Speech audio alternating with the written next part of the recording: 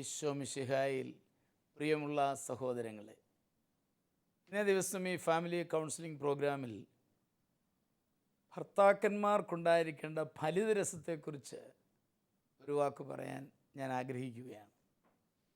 എന്ന് പറഞ്ഞാൽ, വളരെ ഗൗരവമുഖനായിരിക്കുന്ന ഒരാൾ സർവ്വ ക്രെഡിറ്റും തൻ്റേതാണെന്ന് കരുതുന്നയാളാണ്.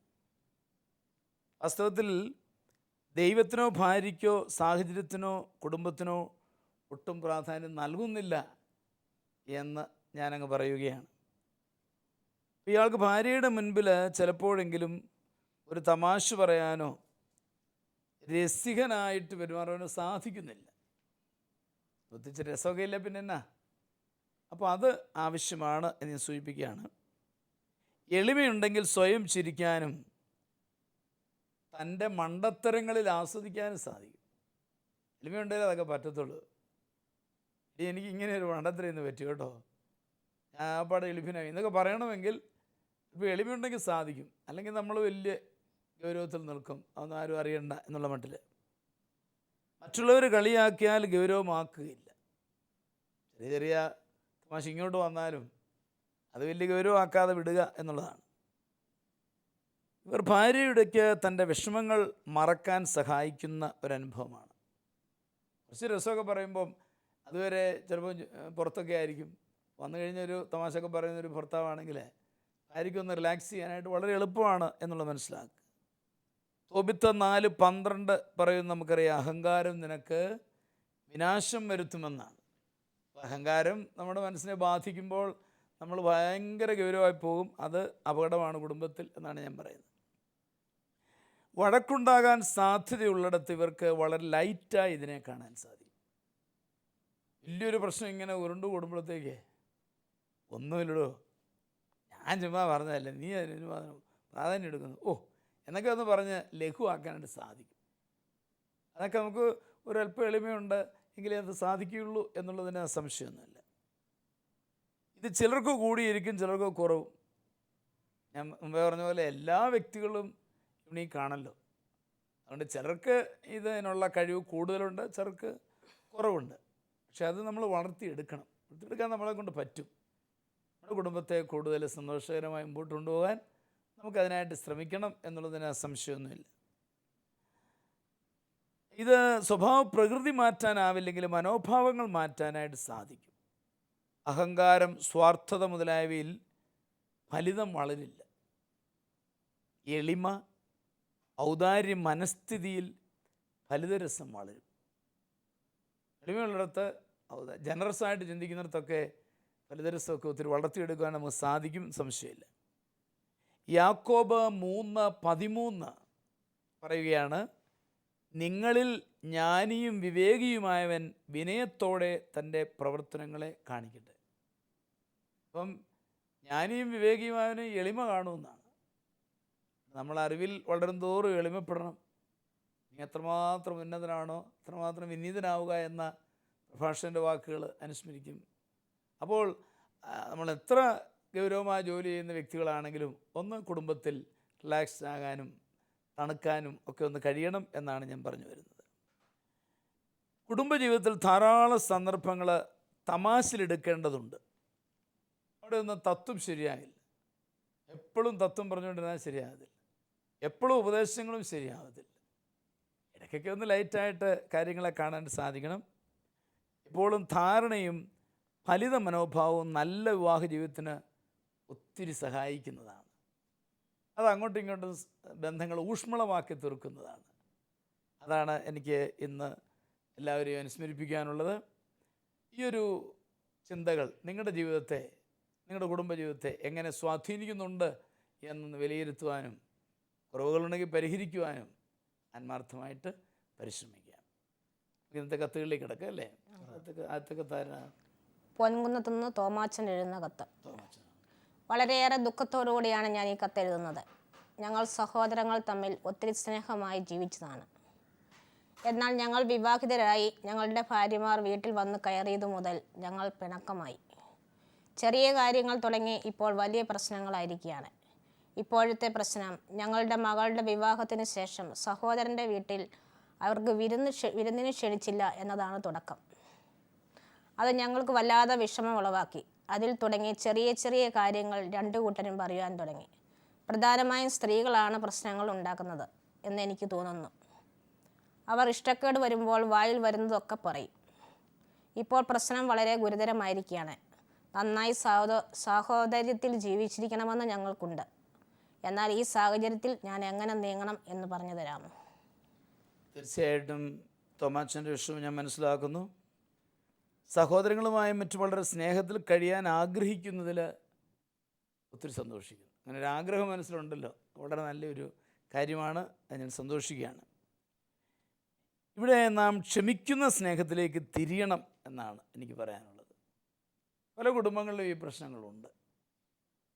ആദ്യമൊക്കെ വളരെ സ്നേഹത്തിൽ കഴിയുന്ന സഹോദരങ്ങളാണ് വിവാഹം കഴിച്ച് കഴിയുമ്പം അവരവരുടെ കുടുംബമൊക്കെ ആയി കഴിയുമ്പോൾ പിന്നെ ഒരു ഭിന്നത അങ്ങനെ ഉണ്ടാവാം.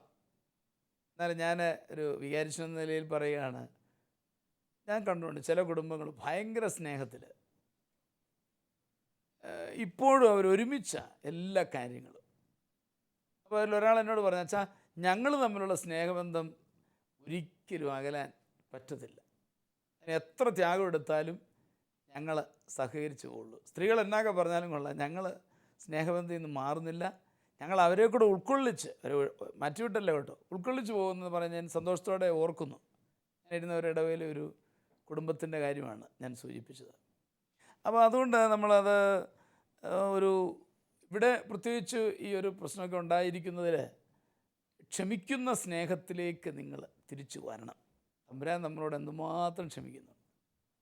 നമ്മുടെ യോഗ്യത ഒന്നും നോക്കിയല്ല നമ്മളെ സ്നേഹിക്കുന്നത്. ശരിയാണ്, വിരുന്നിന് ക്ഷണിക്കാഞ്ഞത് ഒരു കുറവാണ്, നമുക്ക് ഫീൽ ചെയ്തു, ഒക്കെ എനിക്ക് മനസ്സിലായി. എങ്കിലും ദൈവത്തെ ഓർത്ത് അത് ക്ഷമിക്കുവാനായിട്ടൊന്ന് പരിശ്രമിക്കണം എന്നാണ് എനിക്ക് പറയാനുള്ളത്.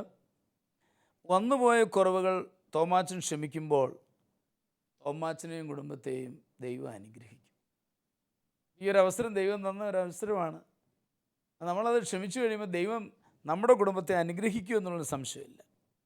ക്ഷമിച്ച് പ്രാർത്ഥിക്കുമ്പോഴാണ് ദൈവകൃപ ലഭിക്കുക. ജോബിൻ്റെ പുസ്തകം 42:10 നാം കാണുന്നുണ്ട്. ജോബ് ക്ഷമിച്ച് പ്രാർത്ഥിച്ചപ്പോൾ അനുഗ്രഹം കിട്ടി. അതൊരു ടെസ്റ്റ് ഡോസായിട്ട് എടുത്താൽ മതി. അവരോട് ക്ഷമിച്ച് തമ്പുരാനോട് പ്രാർത്ഥിക്കും, നമ്മുടെ കുടുംബത്തെ ദൈവം അനുഗ്രഹിക്കും. ഹെബ്രായ 12:15 വായിക്കുന്ന നമുക്കറിയാം, വിദ്വേഷത്തിൻ്റെ വേര് വളർന്ന് ഉപദ്രവം ചെയ്യാതിരിക്കുവാൻ സൂക്ഷിക്കുവിൻ. ഈ കുടുംബബന്ധങ്ങൾ തകർത്തുന്ന വിദ്വേഷത്തിൻ്റെ വേര അതിങ്ങനെ പതുക്കെ പതുക്കെ പതുക്കെ പതുക്കെ ഇപ്പോൾ തന്നെ തോമാച്ചൻ സൂചിപ്പിച്ചതുപോലെ ചെറിയ ഇഷ്ടക്കേട് തുടങ്ങി, പിന്നെ അത് പറഞ്ഞു പറഞ്ഞു വലുതായി, ഇപ്പോൾ വലിയ പ്രശ്നമായിട്ട് നിൽക്കുകയാണ്. ഇപ്പോൾ വേരിങ്ങനെ പടർന്നുകൊണ്ടിരിക്കുക. ആ ഒരു കാര്യത്തിൽ പ്രത്യേകമായിട്ടും തോമാച്ചനൊന്ന് ശ്രദ്ധിക്കണം എന്ന് ഓർമ്മിപ്പിക്കുകയാണ്. പ്രഭാഷകൻ 25:1 ദൈവം ആഗ്രഹിക്കുന്ന 3 കാര്യങ്ങൾ ഞാൻ പലപ്പോഴും പറയാറുള്ളതാണല്ലോ. അതിലൊന്നെന്താണ്? സഹോദരങ്ങൾ തമ്മിലുള്ള യോജിപ്പ്. ഞാൻ ആഗ്രഹിക്കുന്ന കാര്യമാണ്. ദൈവം അത് ആഗ്രഹിക്കുന്നതുകൊണ്ട് അത് സാധിക്കും, യാതൊരു സംശയമില്ല. അപ്പോൾ അതിന് ശ്രമിക്കുമ്പോൾ തോമാച്ചനെ ദൈവം അനുഗ്രഹിക്കും. തോമാച്ചനും കുടുംബവും സ്നേഹത്തിൽ ഇടപെട്ട് നീങ്ങുമ്പോൾ ബാക്കിയെല്ലാം തീർന്നുകൊള്ളും. തോമാച്ചനും കുടുംബത്തോട് ഇതൊക്കെ പറഞ്ഞ് ഒന്ന് മനസ്സിലാക്കി, മറ്റേ കുടുംബത്തിൽ പോയി നമ്മൾ ഒന്നും ചെയ്യാൻ പറ്റുകയല്ല, എനിക്കറിയാം. നമ്മൾ സ്നേഹത്തോടെ അങ്ങോട്ട് ഇടപെടുന്നു. ആസ് ഇഫ് നത്തിങ് ഹാപ്പൻ, ഒന്നും സംഭവിച്ചിട്ടില്ല എന്ന് പറഞ്ഞാൽ ഇടപെടുന്നു. അപ്പോൾ കാര്യങ്ങൾ, എൻ്റെ ഭാഷ പറഞ്ഞാൽ മഞ്ഞുരുകും. നമുക്ക് കാര്യങ്ങൾ ഭംഗിയാക്കാൻ സാധിക്കും എന്നുള്ളതിന് സംശയമൊന്നുമില്ല. അതോടൊപ്പം തന്നെ ശരിക്കും സഹോദരങ്ങളായിട്ട് പ്രാർത്ഥിക്കുക. കർത്താവിൻ്റെ തിരുരക്തം തളിച്ച് പ്രാർത്ഥിക്കുമ്പോൾ ഇതൊക്കെ നീങ്ങുക. അതൊക്കെ തിന്മയുടെ സ്വാധീനങ്ങളാണിത്. അതൊക്കെ മാറിപ്പോകാനായിട്ട് ഇടയാകും. അതുകൊണ്ട് ശരിക്കും പ്രാർത്ഥിക്കുക. തിരുരക്തം തളിച്ച് പ്രാർത്ഥിച്ചപ്പോൾ രമ്യതപ്പെട്ടിട്ടുള്ള കുടുംബങ്ങൾ ധാരാളം അച്ഛനറിയാം. അതുകൊണ്ട് അതുകൂടെ തോമാച്ചനുള്ള കത്തെഴുതിയതുകൊണ്ട് തോമാച്ചനോട് ഞാൻ പറയുകയാണ്, പരിശ്രമിക്കണം എന്ന് ഓർമ്മിപ്പിക്കുകയാണ്. മത്തായി 5:44 പറയുന്നത് പ്രാർത്ഥനയിലൂടെ അവർക്ക് മാറ്റം വരുമെന്ന്. അവർക്ക് വേണ്ടി പ്രാർത്ഥിക്കുമ്പോൾ മാറ്റം വരും. എൻ്റെ ദൈവമേ, അവർക്ക് മാനസാന്തരം കൊടുക്കണേ എന്നല്ല കേട്ടോ, അവർക്ക് കൃപ കൊടുക്കണേ, അവരെ അനുഗ്രഹിക്കണമേ, ഞങ്ങളുടെ മനസ്സിലുള്ള വിഷമങ്ങളോ പിണക്കങ്ങളോ മാറ്റിക്കളെ, അങ്ങനെ ആ രീതിയിൽ പ്രാർത്ഥിച്ച് നീങ്ങണമെന്നാണ് അച്ഛൻ പറഞ്ഞു വരുന്നതിന് ചുരുക്കം. അതോടൊപ്പം തന്നെ എനിക്ക് പറയാനുള്ളത്, പറഞ്ഞു തീർക്കാൻ പോകണ്ട. ഇനി ഇതെല്ലാം കൂടെ എടുത്തു വെച്ച് ആരാണ് ആദ്യം കാണിച്ചത്, ആരുടെ ഭാഗത്താണ് വെയിറ്റ് കൂടുതൽ, പിണക്കത്തിന് അതൊന്നും വേണ്ട, വിട്ടേര്. അതല്ലാതെ തന്നെ ഇതിൻ്റെ എല്ലാം പറയും ദൈവത്തിൻ്റെ കരം കാണുക. തമ്പുരാൻ അറിയാതെ ഒന്നും ഈ ലോകത്ത് സംഭവിക്കുന്നില്ല. അങ്ങനെ വിശ്വാസത്തോടെ കാണുക. ഉൽപ്പത്തി 45:4 മുതൽ 8 വരെ വാക്യങ്ങളിൽ കാണുന്നത് നമുക്കറിയാവുന്നതാണ്. പൂർവ്വ യൗസേപ്പ് തനിക്ക് ചെയ്ത എല്ലാ ദ്രോഹങ്ങളും ദൈവ പദ്ധതിയായിട്ടാണ് കാണുക. ഒത്തിരി തന്നെ ദ്രോഹിച്ച സഹോദരങ്ങൾ വിഷയം അയച്ചുകൊണ്ട് വരികയാണ് ഈജിപ്തിലേക്ക്. നല്ല ചാൻസായിരുന്നു ഒന്ന് പറഞ്ഞിട്ട് കൈകാര്യം ചെയ്യാൻ. എന്നാൽ യൗസേപ്പ് അതെങ്ങനെയാണ് കൈകാര്യം ചെയ്യുന്നത് നിങ്ങൾക്കറിയാം. സഹോദരങ്ങളെ വരൂ, നിങ്ങൾ എന്നെ വിറ്റതോർത്ത് ദുഃഖിക്കണ്ട. എൻ്റെ എല്ലാം പിറകെ തമ്പുരാനാണ്. ഞാനിവിടെ നേരത്തെ വരാൻ വേണ്ടി ദൈവം പദ്ധതി ഇട്ടതാണെന്നാണ് യോസേപ്പ് പറയുക. അതാണ് ക്ഷമിക്കുന്ന സ്നേഹം. ആ ഒരു മനോഭാവത്തോടു കൂടി ഞങ്ങളുടെ സ്നേഹം ഊഷ്മളമാക്കാൻ ദൈവം തന്ന ഒരു അവസരമാണിത് എന്ന് കരുതി കൂടുതൽ സ്നേഹത്തോടെ ഇടപെടാനും കുടുംബങ്ങൾ ഒന്നാകാനും ശ്രമിക്കണം എന്ന് തന്നെയാണ് അച്ഛന് പറയാനുള്ളത്. അതാണ് രക്ഷയുടെ മാർഗം. ഈ സഹനം നമ്മുടെ കുടുംബത്തിന് അനുഗ്രഹമായി തീരും, രക്ഷാകരമാകും. തീർച്ചയായിട്ടും പ്രാർത്ഥിക്കാം. തോമാച്ചൻ്റെ സ്നേഹം എല്ലാ സഹോദരങ്ങളെയും ഒന്നിപ്പിക്കട്ടെ എന്ന് ആശംസിക്കുകയാണ്. ഇതേക്കുറിച്ച് എന്താണ് എനിക്ക് പറയാനുള്ളത്? ഈ തോമാച്ചൻ്റെ വിഷമം, ഇപ്പം മകൾ വിവാഹം കഴിഞ്ഞിട്ട് അവർ വിരുന്നിന് കൊടുത്തില്ല. സ്ത്രീകൾക്കൊരു പുരുഷന്മാരെക്കാളും കൂടുതൽ സ്ത്രീകൾക്കതൊരു വിഷമം ഉണ്ടാക്കുന്ന കാര്യമാണ്. മക്കളെ പരിഗണിച്ചില്ലല്ലോ എന്നുള്ളൊരു ബുദ്ധിമുട്ട്. അപ്പം അത് ഇങ്ങനെ ഉണ്ടായ സംഭവം അവരോട് ക്ഷമിക്കാനുള്ളൊരു മനസ്സ് ഉണ്ടാകണം. അതിന് ഒരു കൃപ കിട്ടണം. ക്ഷമിക്കണമെങ്കിൽ ക്ഷമിക്കാമെന്ന് പറഞ്ഞാൽ ഉടനെ പറ്റുമല്ലോ. അത് പ്രാർത്ഥനയിലൂടെ അതൊരു ക്ഷമിച്ച് രമ്യതയിലാകാനുള്ള ഒരു തമ്പുരാൻ്റെ കൃപ ലഭിക്കണം. ഐക്യത്തിൻ്റെ ആത്മാവ് പരിശുദ്ധ ആത്മാവിനോട് പ്രാർത്ഥിച്ച് അതിനുള്ള കൃപ ചോദിച്ച് മേടിച്ച് കുടുംബത്തിൽ സാഹോദര്യം നിലനിർത്താനായിട്ട് പരിശ്രമിക്കണം. അപ്പം മിനിയുടെ അഭിപ്രായത്തിൽ ഇത് സാധാരണഗതിയിൽ വളരെ പെയിൻഫുള്ളായിട്ടുള്ളൊരു സംഭവമാണ് അല്ലേ? മക്കളെ പരിഗണിച്ചില്ലല്ലോ എന്നുള്ള ഒരു വിഷമം സ്ത്രീകൾക്കത് കൂടുതലുണ്ടാവും. ഓക്കെ. അപ്പോൾ അതുകൊണ്ട് ചുമ്മാ അങ്ങോട്ട് ക്ഷമിച്ചോളാൻ പറഞ്ഞാൽ പോരാ, ക്ഷമിക്കാനായിട്ട് പ്രാർത്ഥിക്കണം എന്നുള്ളതാണ് മിനി പ്രത്യേകം പറയുന്നത്. ക്ഷമിക്കാനുള്ള കൃപ കിട്ടാതെ ക്ഷമിച്ചെന്ന് പറഞ്ഞിട്ട് കാര്യമില്ല. പരിശുദ്ധാത്മാവിനോട് ഐക്യത്തിൻ്റെ ആത്മാവ് പ്രവർത്തിക്കണം. അപ്പോൾ അതുകൊണ്ട് തോമാച്ചൻ കുടുംബത്തെ ബോധ്യപ്പെടുത്തി പ്രത്യേകം അതിനായിട്ട് പ്രാർത്ഥിക്കുകയും ചെയ്യണം എന്നുള്ളതാണ്. കുടുംബത്തെ സമർപ്പിച്ച് നമുക്ക് പ്രാർത്ഥിക്കണം മിനി എടുത്ത് പറയുന്നത്. ഓക്കെ, ജെയിംസ് എന്ത് പറയുന്നതിനെ പറ്റി? തോമാച്ചൻ വളരെ കാലമായിട്ട് അനുഭവിക്കുന്ന ഒരു വേദനയാണ് എഴുത്തിലൂടെ. അതായത് സ്ത്രീകൾ വന്നു കയറി അന്ന് മുതൽ ഈ മകളെ വിവാഹം കഴിച്ചു വിടുന്ന സമയം വരെയും പ്രശ്നത്തിൽ നിൽക്കുക. വളരെ കാലമായിട്ട് ഈ മകൻ നമുക്ക് ഒരു പെണ്ണ് വളർന്നു വന്ന് അവളെ വിവാഹം കഴിച്ച് വിടുന്ന സമയം വരെയും പ്രശ്നങ്ങളുണ്ട് അവരുടെ വീട്ടിൽ. അത് സഹോദരങ്ങൾ ഒരുമിച്ച് കഴിയുന്നത് സാത്താൻ ഒട്ടും ഇഷ്ടമുള്ള കാര്യമല്ല. കാരണം അത് വളരെ ശ്രേഷ്ഠമാണെന്ന് സങ്കീർത്തകൻ പറയുന്നുണ്ട്. സഹോദരങ്ങൾ ഒരുമിച്ച് വസിക്കുന്നത് അഹരോന്റെ ശിരസിൽ നിന്നും തോൽപ്പട്ടയിലേക്ക് ഒഴുകി ഇറങ്ങി വരുന്ന അഭിഷേക തൈലത്തിന് തുല്യമാണ്. അത്രയ്ക്ക് ശ്രേഷ്ഠമായ അവസ്ഥ സ്വർഗത്തിലുണ്ട് സഹോദരങ്ങൾ തമ്മിലുള്ള ബന്ധം. സഹോദരങ്ങൾ ഒരുമിച്ച് വസിച്ചാൽ ഒത്തിരി നന്മ ലോകത്തിലും സഭയിലും ഉണ്ടാകും, കുടുംബങ്ങളിലുണ്ടാകും. എന്ത് നന്മയുണ്ടോ അതിനെ തകർക്കുക എന്നുള്ളതാണ് സാത്താൻ്റെ ഗണി.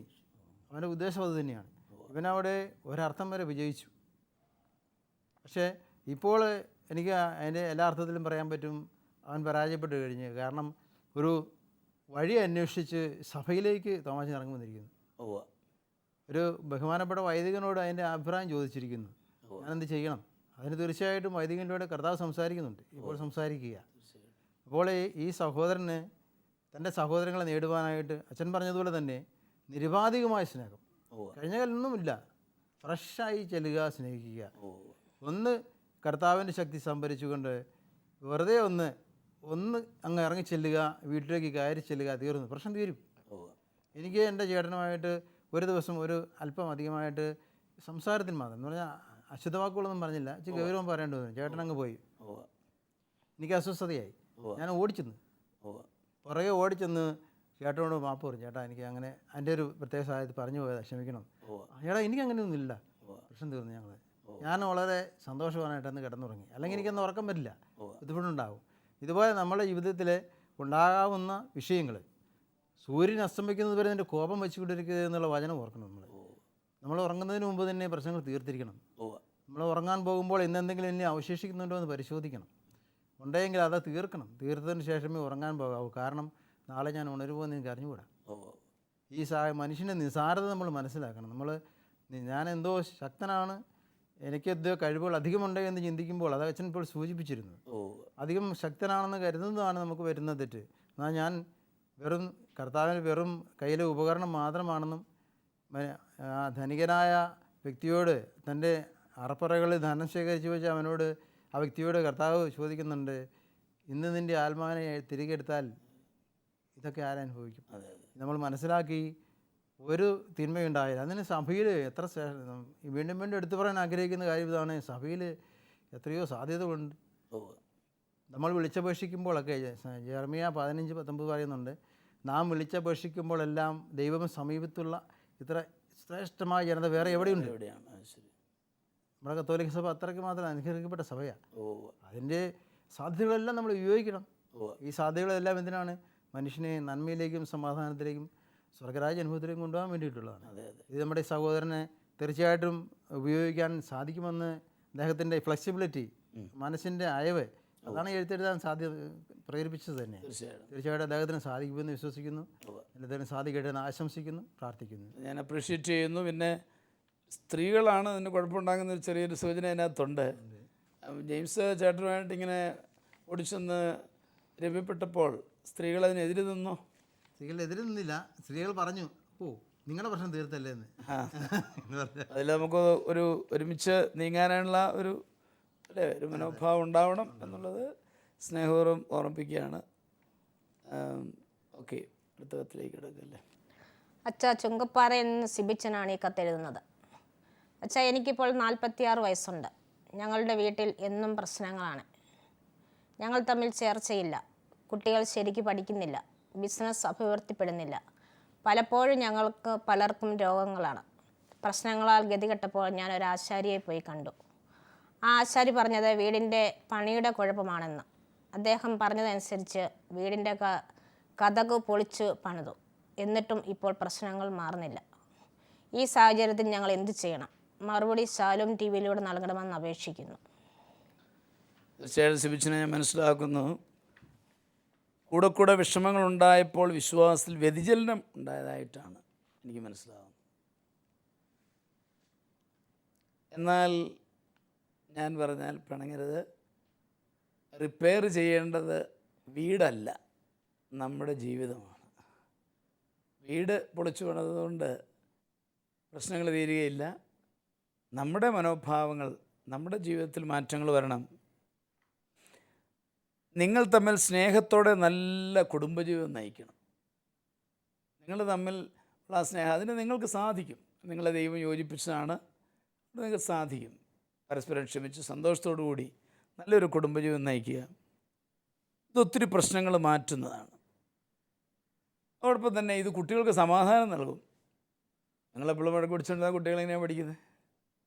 ആ രീതിയിൽ ചിന്തിക്കുക. സുരക്ഷിത ബോധം കിട്ടും. അവരെ നന്നായിട്ട് പഠിക്കും. മനസ്സിന് സന്തോഷവും ഉന്മേഷവും ഉണ്ടാകുമ്പോൾ കച്ചവടവും മെച്ചപ്പെടും. കച്ചവടത്തിലൊക്കെ തീർച്ചയായെന്ന് പറഞ്ഞു. കാരണം ഇതിങ്ങനെ ടെൻഷൻ ഇങ്ങനെ കിടക്കുക. അതൊക്കെ വിട്ട് തമ്പുരാനിലേക്കൊന്ന് ആശ്രയിച്ച് കഴിയുമ്പം കാര്യങ്ങൾക്ക് മാറ്റം വരും, സംശയമില്ല. ഈ മനസ്സിൻ്റെ സുഖം ശരീരത്തിന് ലഭിക്കും. ഇതെല്ലാം കണക്റ്റഡാണ്. അതുകൊണ്ട് അതാണ് എൻ്റെ സിബിച്ച ശ്രദ്ധിക്കേണ്ടതെന്നാണ് പറയുന്നത്. കതക് പൊളിച്ച് നേരെയാക്കിയാൽ അത് പറഞ്ഞിരുന്നത് തച്ചുശാസ്ത്രപ്രകാരമാണ്. ഞാൻ പിണങ്ങരുത്, ആരും എന്നോട് പിണങ്ങരുത്, ക്രൈസ്തവമല്ല. അതിൽ നാം വിശ്വസിക്കേണ്ടതില്ല. ശാസ്ത്രമൊന്നുമല്ല. ഞാനൊരിക്കലും ഒരു ആശാരിയായിട്ട് സംസാരിച്ചു. അപ്പോൾ എന്നോട് ആശാരി പറഞ്ഞതാണ്, അച്ഛൻ ഇതുപോലെ ആരും ഇതുവരെ എനിക്ക് പറഞ്ഞു തന്നിട്ടില്ലെന്ന്. അച്ഛൻ പറഞ്ഞപ്പോൾ എനിക്ക് മനസ്സിലായി, ഇനി മേലാൽ ഞാൻ ഈ പണിക്ക് പോകത്തില്ല എന്നയാൾ പറഞ്ഞു. പോകാത്തവരുണ്ട്. നമ്മൾ അങ്ങനെയുള്ള കാര്യങ്ങൾ ആശ്രയിക്കരുതെന്ന് തന്നെ എനിക്ക് പറയാനുള്ളത്. നിയമാവർത്തനം 18:9 പറയാണ്, ദേശത്തെ ദുരാചാരങ്ങൾ നീ അനുകരിക്കരുത്. ദേശത്ത് പല ദുരാചാരങ്ങളും കാണും കേട്ടോ. തെക്ക് കുറ്റും വടക്കേ കുറ്റും ഒക്കെ ചെയ്യുന്നുണ്ടായിരിക്കും, സമ്മതിച്ച്. പക്ഷേ നീ തിരഞ്ഞെടുക്കപ്പെട്ടവനാണ്. നിനക്കിതിൻ്റെ പുറകെ പോകേണ്ട ആവശ്യമില്ല. ഞാൻ ആ കത്ത് വായിച്ചപ്പം എൻ്റെ മനസ്സിലൊരു ചിരി വന്നത് ഇതാണ്, പ്രശ്നമുണ്ടായി ഞാനൊരു ആശാരിയെ പോയി കാണുന്നതാണ്. പ്രശ്നം ഉണ്ടാകുമ്പോൾ ആശാരിയുടെ അടുത്തോട്ട് പോവുകയാണോ വേണ്ടത്? തമ്പുരാൻ്റെ അടുത്തോട്ട് പോവുക. തമ്പുരാൻ നിയോഗിച്ച വ്യക്തികളൊക്കെ ഇല്ലേ, അവരെ കണ്ട് സംസാരിക്കുമ്പോൾ കാര്യങ്ങൾക്ക് മാറ്റം വരും എന്ന് പറയാൻ അച്ഛൻ ആഗ്രഹിക്കുകയാണ്. നിയമാവർത്തനം 13:1 മുതൽ 13 വരെ വാക്യങ്ങൾ പറയുന്നത് ഇതൊരു പരീക്ഷണമാണെന്നാണ്. നിങ്ങളെ ദൈവം പരീക്ഷിക്കുകയാണ്.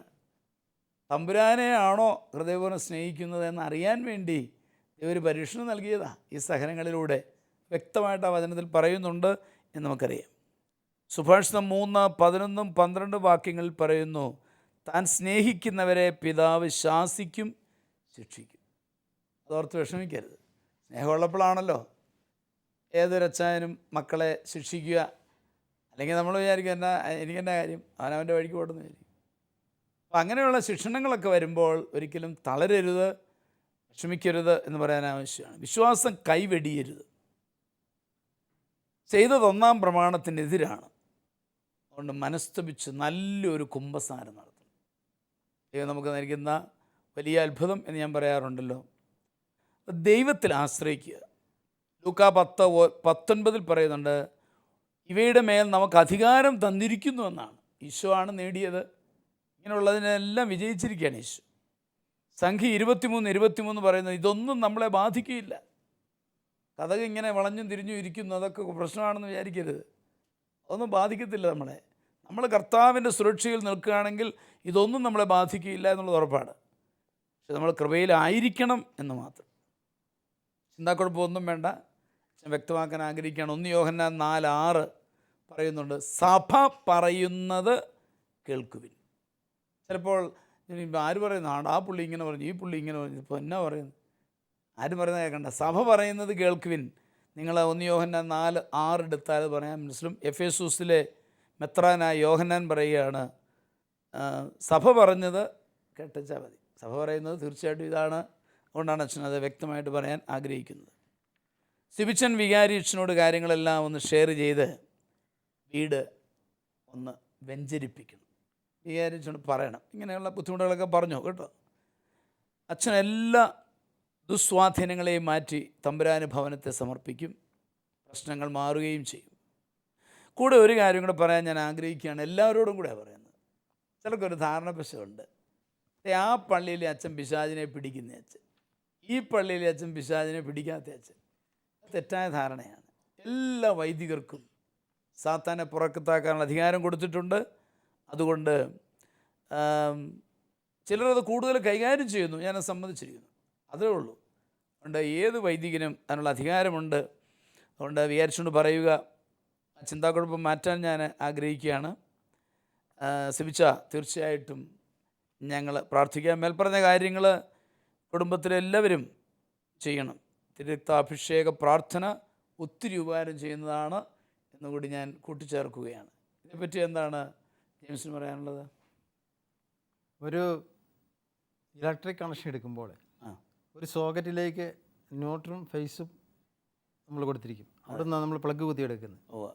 അപ്പോൾ അവിടെ ഏതെങ്കിലും ഒരു വയറ് പുറകിൽ മുറുക്കിയിരിക്കുന്നത് ലൂസ് ആണെങ്കിൽ അത് സ്പാർക്ക് ചെയ്തുകൊണ്ടിരിക്കും. അപ്പോൾ അതിൽ നിന്നും തുടർന്നെടുക്കുന്ന ഉപകരണങ്ങൾക്ക് കേടുവരികയും ഒരുപക്ഷെ വയറിങ് തന്നെ കത്തിപ്പോവുകയും ചെയ്തേക്കാം.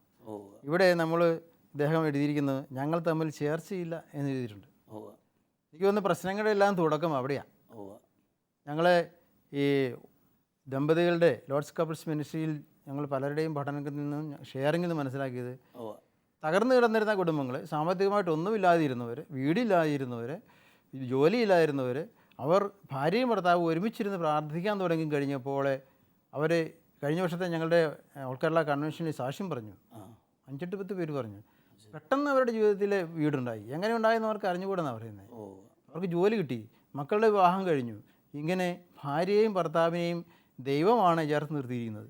അത് ഒരുമിച്ചിരിക്കേണ്ടതാണ്. അത് നല്ലതുപോലെ മുറുക്കി സ്ക്രൂ ഇട്ട് ഉറപ്പിച്ച് ലൂസ് കോണ്ടാക്റ്റ് ഉണ്ടാവാത്ത വിധത്തിൽ സൂക്ഷിച്ചു വെച്ചാൽ അതിൽ നിന്ന് ഫലപ്രദമായ ഒത്തിരി നന്മകൾ, കർത്താവ് ആഗ്രഹിക്കുന്ന എല്ലാ നന്മകളും പുറപ്പെടുവിക്കാൻ സാധിക്കുമെന്ന് എനിക്ക് തോന്നുകയാണ്.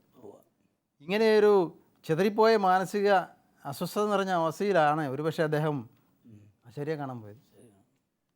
എങ്ങനെയാണ് ഇങ്ങനെ ഞാൻ തകർന്നു നിൽക്കുന്ന ഞാൻ എങ്ങനെയാണ് സഭയിലേക്ക് ചെല്ലുന്നത്? വികാരിച്ചതിൻ്റെ അടുത്ത് എങ്ങനെ ചെല്ലും? നിൻ്റെ കുടുംബജീവിതം എങ്ങനെയുണ്ടെന്ന് ചോദിച്ചു കഴിഞ്ഞാൽ വെച്ചാൽ ഞങ്ങൾ തമ്മിൽ ചേർച്ചയില്ലെന്ന് പറയേണ്ടി വരികയില്ലേ. ആശാരിക്ക് ഇതൊന്നും വിഷയമല്ല. അയാൾ പഠിച്ചത് വെച്ച് അയാൾക്ക് കാര്യങ്ങൾ ചെയ്യാൻ പറ്റും. ഒരുവൻ നന്നാകണമെന്നൊന്നും അങ്ങേർക്കില്ല. ഈ സാഹചര്യത്തിൽ അച്ഛൻ പറഞ്ഞതുപോലെ നിൻ്റെ ദൈവമായ കർത്താവ് ഞാനാണ്, ഞാനല്ലാതെ മറ്റൊരു ദൈവം നിനക്ക് ഉണ്ടാവരുത്. ദൈവത്തിൻ്റെ സ്ഥാനത്ത് ഒരു വെറും മനുഷ്യനെ പ്രതിഷ്ഠിച്ചു. അത് വലിയ തെറ്റാണ്. അത് കുമ്പസാരിക്കേണ്ട പാപം തന്നെയാണ്. പറഞ്ഞ് കുമ്പസാരിക്കേണ്ട വിഷയമുണ്ട്. അത് ഭാരമായിട്ട് ജീവിതത്തിൽ കടക്കാതിരിക്കട്ടെ അദ്ദേഹത്തിന്. തുടർന്ന് അദ്ദേഹത്തോട് യെശയ്യാ പ്രവാചകൻ്റെ പുസ്തകം 59:1 പറയുന്നുണ്ട്, രക്ഷിക്കാനാവാത്ത വിധം കർത്താവിൻ്റെ കരം കുറുകിപ്പോയിട്ടില്ല. മനുഷ്യൻ്റെ വിചാരം ദൈവത്തോട് പ്രാർത്ഥിച്ചാൽ എന്ത് പ്രയോജനമെന്നാണ്. പക്ഷേ ഞങ്ങളെ ദമ്പതികളുടെ അനുഭവത്തിൽ, ഞങ്ങളുടെ ഷെയർ ചെയ്തവരുടെ അനുഭവത്തിൽ ഞങ്ങൾക്ക് വണ്ടറടിച്ച് പോയിട്ടുണ്ട്. അത്ഭുതകരമായ, വളരെ അത്ഭുതകരമായ മാറ്റമാണ്, ചലനമാണ്. ഭാര്യയും ഭർത്താവും വിഭജിച്ചെന്നവർ ഒരുമിച്ച് ചേർന്ന് കഴിഞ്ഞപ്പോൾ വലിയ സംഭവം, വലിയ വിസ്ഫോടനങ്ങൾ, അത്ഭുതകരമായ സംഭവങ്ങൾ ജീവിതത്തിൽ ഉണ്ടായതായിട്ട് അനേകർ സാക്ഷ്യം പറയുന്നുണ്ട്, അനേകർ വിളിച്ച് പറയുന്നുണ്ട്. ഇത് ഇദ്ദേഹത്തിൻ്റെ ഇത് സംഭവിക്കും. എന്താണ് വീഴ്ച പറ്റിയത്? ഈ സ്വരച്ചേർച്ചയിലായിരിക്കില്ല. അവിടെ ഒരുമിച്ച് തുടങ്ങട്ടെ, അവരൊരുമിച്ചിരിക്കട്ടെ, അവർ ഇഴചേർന്ന് നിൽക്കട്ടെ. അപ്പോൾ തീർച്ചയായിട്ടും കർത്താവ് ആഗ്രഹിക്കുന്ന സന്തോഷവും സ്വർഗത്തിൻ്റെ സമാധാനം അവർക്ക് ലഭിക്കും. സങ്കീർത്തനം 121 നമ്മൾ വായിക്കുന്നുണ്ട്, പർവ്വതങ്ങളിലേക്ക് ഞാൻ കണ്ണുകൾ ഉയർത്തും. ലോകത്തിലേക്കല്ല, ആശാരിയിലേക്കല്ല, സഹോദരൻ മറ്റ് അയൽവക്കംകാരിലേക്കല്ല, കൂട്ടുകാരിലേക്കല്ല, സമ്പത്തിലേക്കുമല്ല. പിന്നെയോ ഞാൻ പർവ്വതങ്ങളിലേക്ക് കണ്ണുകൾ ഉയർത്തും. എൻ്റെ സഹായം എവിടെ നിന്ന് വരും? എൻ്റെ സഹായം ആകാശവും ഭൂമിയും സൃഷ്ടിച്ച യഹോവയെങ്കിൽ നിന്ന് വരും. യഹോവയിലേക്ക് നോക്കട്ടെ. എല്ലാ ഉത്തരവും അവിടെയുണ്ട്. എല്ലാ ഉത്തരവും നൽകുവാൻ കഴിവുള്ളവനായ, കരങ്ങൾക്ക് നീളമുള്ള കർത്താവിലാണ് നമ്മൾ ആശ്രയിക്കുന്നത്. അതിനെ നമുക്ക് കർത്താവിൽ ആശ്രയിക്കട്ടെ. കർത്താവിൽ ആശ്രയിക്കാൻ അദ്ദേഹത്തിന് സാധിക്കട്ടെ. നമുക്ക് പ്രാർത്ഥിക്കാം, നമുക്ക് ആശംസിക്കാം. തീർച്ചയായിട്ടും ദൈവത്തിലേക്ക് കൂടുതൽ തിരിഞ്ഞ് ആ ഒരു ഇവരുടെ ഐക്യം കൂടുതൽ ജീവിക്കണം എന്നുള്ളതാണ് ജെയിംസ് പറഞ്ഞത്. മിനി എന്ത് പറയുന്നു? സിബിച്ചന് ആ ദൈവസ്നേഹത്തിൻ്റെ ആഴം അറിഞ്ഞായിട്ട് തെറ്റുപറ്റിയതായിരിക്കും ഒരു ആശാരിയിലെ അടുത്തേക്ക് പോയത്. ഇപ്പം അത് ഞാൻ എന്ത് ചെയ്യണം എന്നുള്ളൊരു മാനസാന്തരത്തിൻ്റെ അനുഭവത്തിലേക്ക് ഈ കത്ത് എഴുതിയിരിക്കുന്നത്. ഇപ്പം തിരിച്ചു വരണമെന്നൊരാഗ്രഹമുണ്ട്, എൻ്റെ തെറ്റ് മനസ്സിലാക്കണമെന്നും ഇതും തിരിച്ചു വരണമെന്നും ഒക്കെയാണ്. അപ്പോൾ ഈ പറ്റിപ്പോയ തെറ്റ് ഏറ്റു പറഞ്ഞ് തമ്പുരാനോട് മാപ്പപേക്ഷിക്കുക. 2 മക്കകാർ 8:18 പറയും, നമുക്കെതിരെ വരുന്ന ശത്രുക്കളെ ലോകം മുഴുവനെയും തൻ്റെ അങ്കുലിച്ചെന്ന് തറപറ്റിക്കാൻ കഴിവുള്ള സർവശക്തനായ ദൈവത്തിലാണ് നമ്മൾ പ്രത്യാശ വയ്ക്കുന്നത്. അപ്പോൾ ആ ദൈവത്തിന് എന്തും ചെയ്യാനായിട്ട് സാധിക്കും. എൻ്റെ കുടുംബത്തെ രക്ഷിക്കാൻ, എൻ്റെ കടബാധ്യതകൾ മാറ്റാൻ, എൻ്റെ കൂട്ടത്തിൽ സ്നേഹമില്ലാതെ ഐക്യമില്ലായ്മ, മക്കളുടെ പഠനം എല്ലാം ഏറ്റെടുക്കാൻ തമ്പുരാന് കഴിയും. ആ വിശ്വാസത്തിലേക്ക് കടന്നു വരണം, എങ്കിൽ മാത്രമേ ഈ കുടുംബം രക്ഷപ്പെടുള്ളൂ. തീർച്ചയായിട്ടും വളരെ പോസിറ്റീവായിട്ട് ചിന്തിച്ചു. അതായത് ദൈവത്തിലേക്ക് തിരിയാനുള്ള ആഗ്രഹം കൊണ്ടാണല്ലോ ഈ കത്ത് എഴുതിയത്. അതുകൊണ്ട് തിരിച്ചു വന്ന് തമ്പുരാനിലേക്ക് കൂടുതൽ ആശ്രയിച്ചൊരു പുതിയ ജീവിതം ആരംഭിക്കുക. അപ്പോൾ ശരിയാകും എന്നുള്ളതാണ്. തീർച്ചയായിട്ടും സിബിച്ച, ഞങ്ങൾ പ്രാർത്ഥിക്കുന്നു നിങ്ങളുടെ കുടുംബത്തിന് വേണ്ടി കർത്താവിലേക്ക് തിരിച്ചു വന്ന് വലിയ കൃപയാൽ നിറയട്ടെ എന്ന് ആശംസിക്കുന്നു. കുടുംബത്തെ ഈശോയ്ക്ക് സമർപ്പിച്ച് പ്രാർത്ഥിക്കാം. നല്ലവനും സ്നേഹനിധിയുമായ പൊന്നു തമ്പുരാനെ, ഞങ്ങളിന്ന് അങ്ങയുടെ മുമ്പാകെ ഈ 2 കുടുംബത്തെയും സമർപ്പിക്കുകയാണ്. അങ്ങ് കൂടെ ആയിരിക്കണമേ, ശക്തിപ്പെടുത്തണമേ, അനുഗ്രഹിക്കണമേ. എല്ലാ തിന്മകളിൽ നിന്നും ആ കുടുംബങ്ങളെ രക്ഷിച്ച് അങ്ങയുടെ കൃപയിലേക്ക് ആ കുടുംബത്തെ നയിക്കണമേ. അങ്ങയുടെ അനുഗ്രഹം ധാരാളമായിട്ട് അവരിലും ഞങ്ങളെ ശ്രമിച്ചുകൊണ്ടിരിക്കുന്ന എല്ലാ കുടുംബങ്ങളിലും നിറയട്ടെ എന്ന് പ്രാർത്ഥിക്കുന്നു. ഈശോയെ കൃപയാകണമേ. പിതാവും പുത്രനും പരിശുദ്ധാത്മാവുമായ സർവേശ്വര എന്നേക്കും ആമേൻ. ഈ പ്രോഗ്രാമിലേക്ക് കത്തുകളും അഭിപ്രായങ്ങളും അയക്കേണ്ട വിലാസം: to the producer, family counselling, Shalom television, Peruvannamuzhi PO, Kozhikode 673-528. Email info@shalomtelevision.com.